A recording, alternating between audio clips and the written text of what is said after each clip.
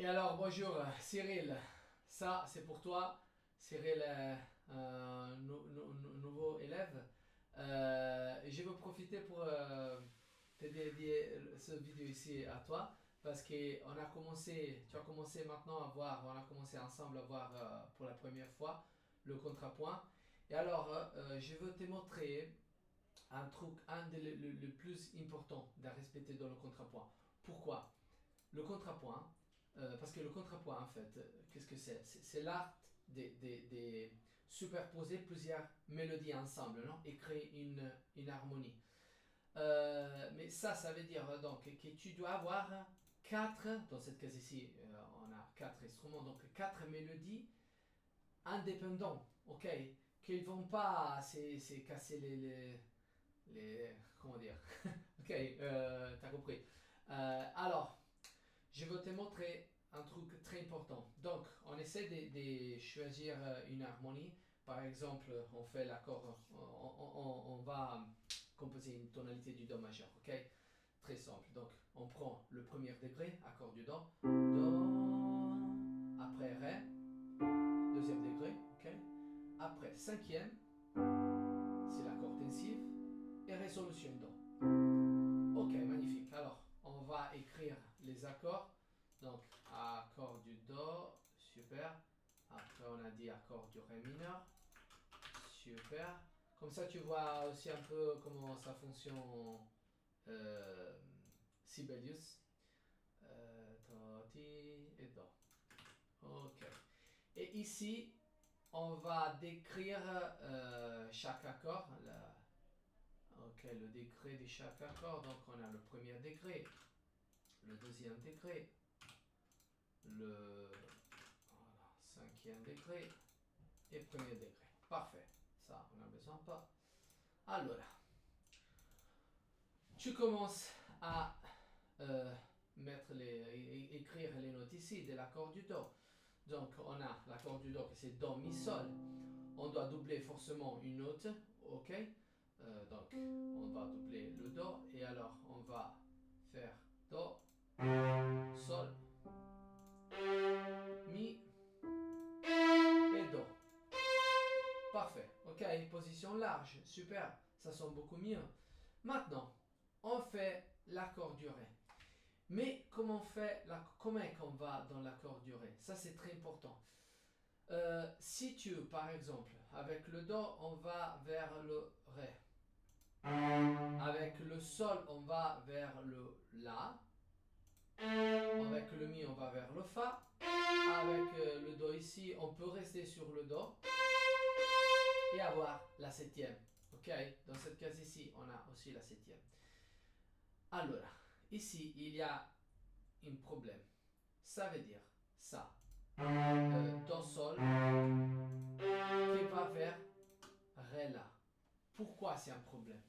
Parce qu'on a dit que chaque mélodie, elle doit être indépendante. On doit écouter, en fait, quatre mélodies différentes avec les oreilles, ok?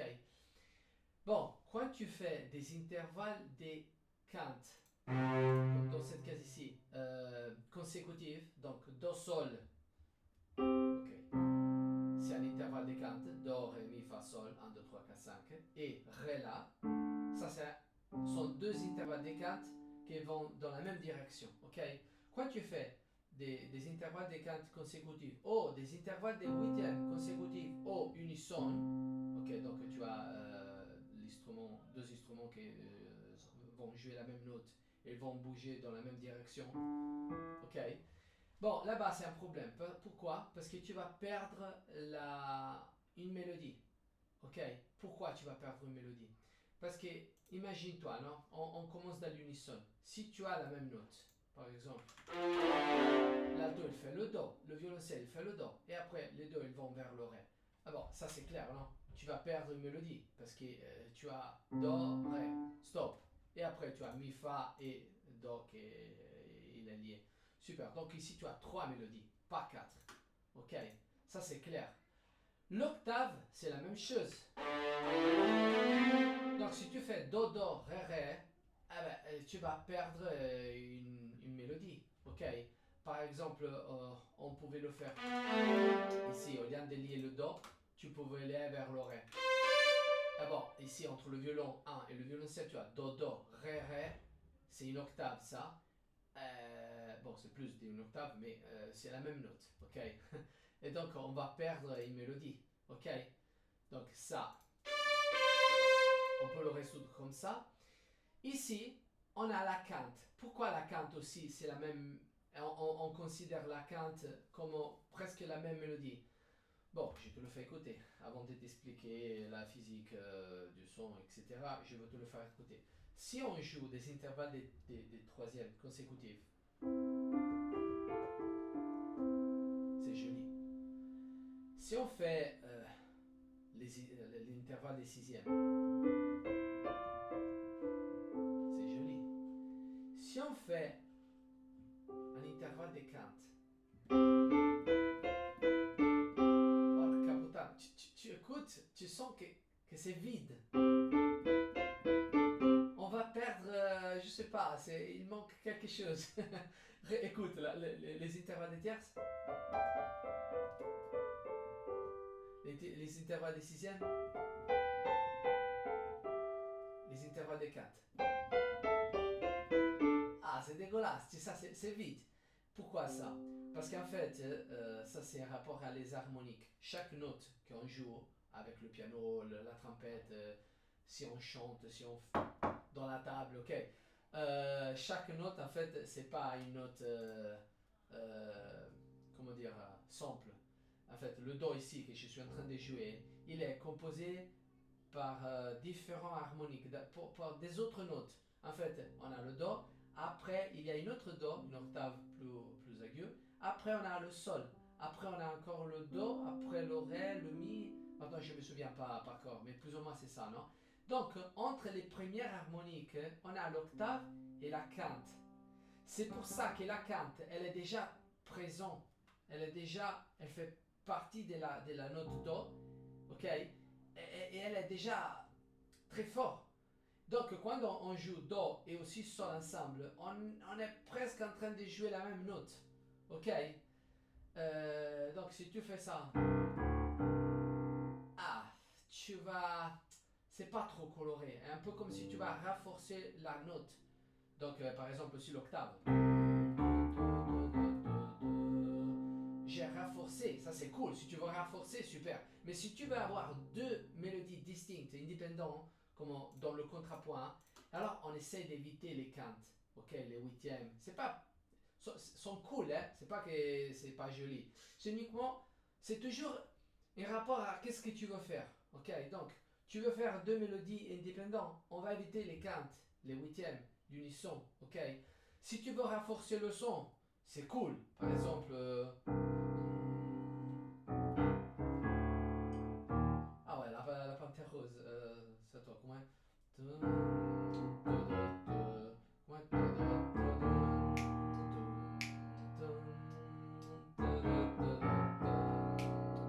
Ok, ça c'est plutôt pour renforcer la note. Donc, tout ça pour te dire. Pour donc changer, on est obligé d'aller avec le Sol, on ne peut pas aller vers le La. Et donc, on a la possibilité, par exemple, d'aller vers le Fa. Super, on n'a pas des quintes ou des huitièmes directs. C'est juste qu'on a un petit problème après, qu'on a la fondamentale, la septième, la tierce et la tierce. On a doublé la tierce. Donc, on doit toujours essayer d'avoir l'accord complet ou de doubler au maximum la fondamentale. Donc, si tu peux, dans cette case ici, essaye de trouver une autre solution, si possible, sans faire des erreurs. Par exemple, par exemple, au lieu de Mi, Fa, tu peux faire Mi, Ré. Et on a doublé la fondamentale au lieu de la tierce. Après, on a omis la quinte, parce qu'on a fondamentale, tierce, septième, mais c'est pas un problème, ok? La quinte, quand on a un accord, on a l'accord, par exemple, du Do. La note la plus importante, c'est toujours la fondamentale, ok? Pourquoi? Parce que c'est la note qui va donner le nom à l'accord. Donc, si on n'a pas ça, c'est pas l'accord du Do, ok? Après, la note la plus importante, c'est la tierce. Pourquoi? Parce que c'est la note qui va donner le couleur à l'accord. C'est majeur au mineur. Si on n'a pas la tierce, c'est un peu... C'est quoi? C'est un accord majeur au mineur. Tu sais, on va perdre beaucoup des informations. Si on n'a pas la quinte, comme on l'a dit avant, la quinte, elle est déjà présente dans les premières harmoniques du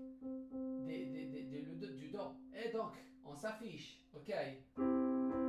Si on fait Do Mi, on écoute déjà que ça c'est un accord du Do majeur, ok? Si on n'a pas le Mi, on n'écoute pas que c'est un accord du Do majeur au mineur. Si on n'a pas le Do, on n'écoute pas que c'est un accord du Do. Donc, si on va omettre la quinte, c'est pas un problème. Et voilà, c'est qu'est-ce qu'on a fait ici.